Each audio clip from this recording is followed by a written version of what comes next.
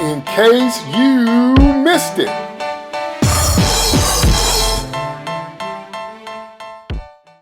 All right, everyone. I wanted to talk a little bit about the Snyderverse.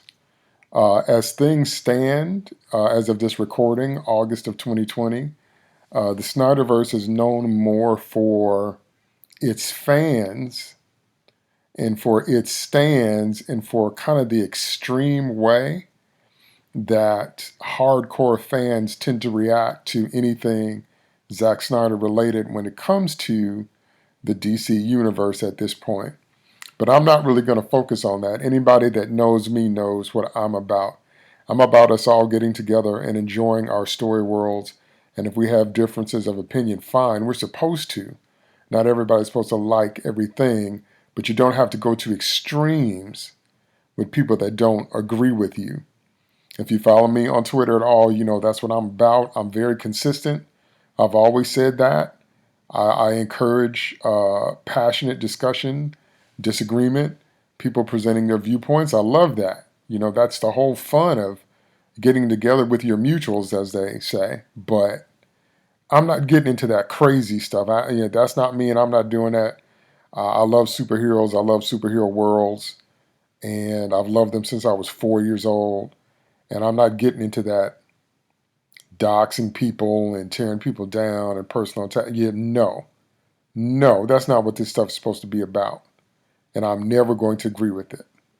So having said that, I wanted to look briefly at the movies, but then I want to take a little deeper look into what's actually going on, because I've been feeling some cognitive dissonance for a minute here. And I kept asking myself, why?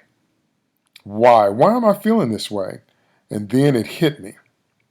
So first let's look at Man of Steel. If you look at Man of Steel followed the same pattern as Superman the movie. 3 main locations: Krypton, Smallville, and Metropolis. In Man of Steel, it's more Krypton, Clark as a child, which counts as Smallville, then Clark as an adult, because he's not really settled into Metropolis and into the traditional Clark Kent role until the very end of the movie. But the deeper issue with Man of Steel is the same issue with all of the movies. It has extremely iconic imagery, great shots, but the story isn't always as cohesive underneath and tries to cram too much story into one movie. When you look at the Reeve movies, at least the first 2, they were supposed to be shot back to back, and they were shot back to back by Donner, but then Donner fell out with the Salkinds. We know that whole story. And then Richard Lester came in and made a different movie. It's kind of ironic, because that's what Justice League feels like with Snyder and Whedon, but I'll get there in a minute. But the point I'm trying to make is that while Superman's confrontation with Zod was set up in the opening scenes of the first movie, it didn't manifest until the second movie. In Man of Steel, we meet this new Superman. We leave Krypton, it explodes. We meet the new Jor-El. We meet the new Lois Lane. We meet all that in the same movie, and we have to deal with Superman killing, all in the same movie. And that's a lot of story to try to fit into one movie, and it's a lot of different tones. It's tonally all over the place in terms of what Clark wanted, because Clark in Man of Steel is reactive. Now, I know you would say Superman is generally a reactive character, and generally that's true. But with so much happening on his first adventure and him having to murder someone by snapping their neck and all the property damage and all this different kind of stuff, that's a lot of escalation of the problems that come along with Superman very, very early in his career. And again, I'm not saying that's wrong or that's bad, but the way we're used to seeing Superman is that he has a higher level of competence about dealing with all of those things. And one of the things I like the most about the Donner films, besides the crystal architecture, was the fact that Jor-El not only picked Earth because of its properties and what that would do for Kal-El, but he prepares Kal-El along the way in the rocket ship with the tapes. And then he has the memory holograms through the crystals in the fortress. So in other words, the biggest advantage besides his powers that the Chris Reeve Superman has is that his father has prepared him for the things that were going to happen once he gets on Earth. You can see that deleted scene in the extended cut of Superman the movie, where after Superman's first adventure, he's talking to Jor-El about how exhilarated he was about flying, and Jor-El's like, you revealed yourself to the world, so be it, but you have to keep your double identity. Otherwise, they're going to want your help all the time. They're going to get lazy, and they'll hurt the ones you love. I mean, it's so practical. It's so real life.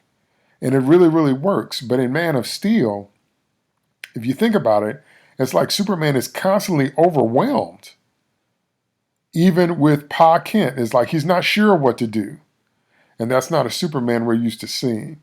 It doesn't make any sense to me. It never made any sense to me that Jor-El would pick Earth for its yellow sun properties and have the technology to know what Earth was and have the tech to prepare the rocket ship, but not prepare Clark for what it meant. And that causes me quite a bit of cognitive dissonance with Man of Steel, that and the color palette.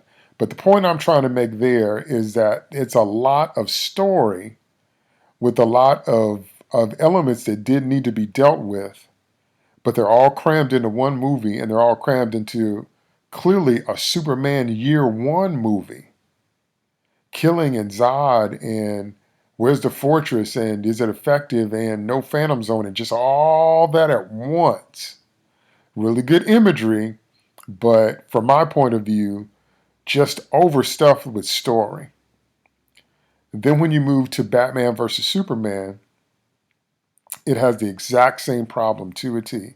And I don't mind meeting Wonder Woman in this movie, but the very fact that they introduced Batman in the second film makes me feel like they didn't really have any confidence that Cavill's Superman could carry a second Superman movie, which is why it wasn't Man of Steel 2. Because we know the mantra at DC, when things are in trouble, just add Batman.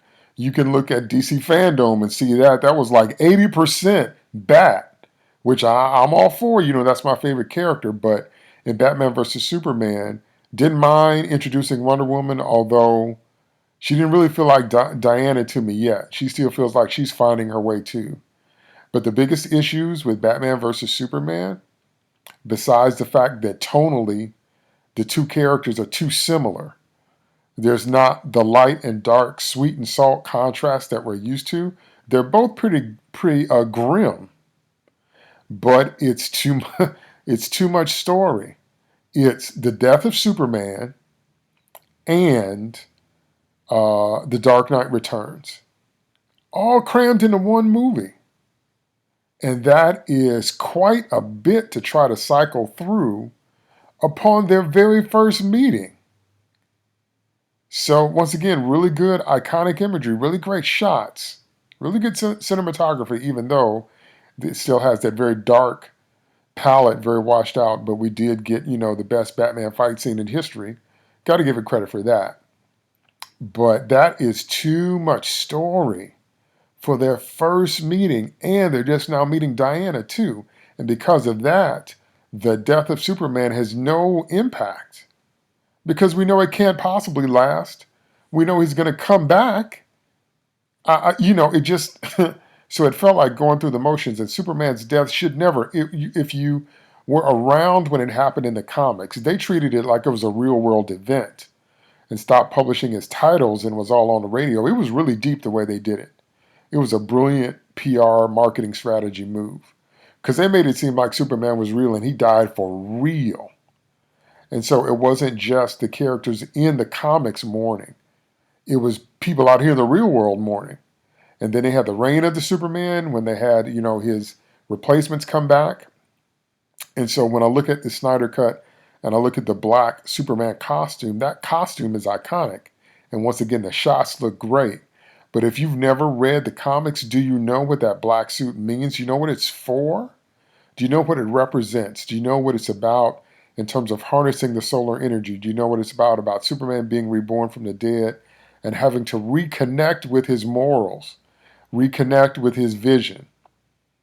Because when you have a death or a near-death experience, because Superman got beaten near to death by Doomsday, that changes you. So what was going on in Clark's mind? What was going on in Lois's mind? See, when you try to do all that story, when you try to cram all that into one film, then that kind of stuff, at least from my point of view, is lost or minimized or marginalized. And that's why you always hear me telling and recommending people to read the comics so you can go to the source material and get some kind of idea as to what was really going on when these stories were first being told. Which leads me to Justice League. Now, when I saw the footage of the Snyder Cut, the first thing that jumped out at me was the cohesiveness of the look and the much better looking presentations of Steppenwolf and just about everything, but also Darkseid being in the film. That always speaks to one director's vision. That's the difference, as I alluded to before, between the Donner cut of Superman 2 and the Lester cut, the theatrical cut. They're two different kinds of movies. The Donner cut is much more heavy. It has the same gravitas that the first movie had. And if you didn't know it, if you haven't seen it, that ending of the first movie when Superman spins the world backwards to turn back time and save Lois was not supposed to end Superman the movie. Superman the movie was supposed to end with Zod and company getting free because of the bomb. And the last shot was supposed to be them breaking out of the Phantom Zone, which would lead us into the second movie. Also, Lois is much smarter about the way she finds out about who Superman is in Superman 2 in the Donner cut. And Superman spins the world backwards at the end of that movie because that's the only way he could figure out to stop Zod and save Lois. It is a completely different feeling in the Donner cut. Well, that's what's going on when you look at the Snyder cut of Justice League and when you look at the Snyder combination Whedon cut. They're two totally different films. We can already tell. We can already tell. So I can see why the fans that have been passionate about it have been so. Because at least the Snyder cut has that consistency. It looks like Snyder all the way through. And definitely Steppenwolf looks better, although he still feels like a very one-dimensional villain. But, we won't know until we see it. But the thing about it is that you can't mix those tones. And once again, it's too much story in one movie. I do like the idea. You do need a global threat to summon the Justice League. You can't have a small-time threat that any one of them can handle on their own. That part was right. But in terms of being totally all over the place, cracking the little, smarmy jokes, and everybody's got humor now. And at the end, they totally lightened up Superman's costume, and they did the Superman and Flash race, which is a wink to Bronze Age for sure, but also even Silver Age stories of them always racing and who's the fastest and those kinds of things. You can't mix all those tones and come up with a cohesive kind of thing. So what I'm thinking about going forward is, now there's talk. Another reason I wanted to do this video is because there is talk of not only the Snyder Cut being released on HBO Max in 2021, us seeing the entire film, but also maybe there being a Snyder verse or a Snyder-based series. In other words, more stories in that world. And what I have to say about that is, if they do that, then let Zack Snyder have the creative control like they've done with Johns and Stargirl, and like they've done for the DC Universe stuff, like with Doom Patrol, and because that's what creates the cohesiveness when you have one person's vision kind of running everything. Stories in that world might be interesting. It might be interesting to see what the Lanterns would look like, in Snyder World. It might be interesting to see what the Marvels would look like, So it's not necessarily a bad thing, but, that consistently washed out blue-gray darkish tone. I'm not a fan of that. I'm not a fan of there being absolutely no tonal differences between Batman and Superman. I'm never going to be a fan of that because that's the whole beauty of the world's finest, which once again, if you don't know what I mean when I say that, it's what they called them when they teamed up in the comics in the Silver and Bronze Ages.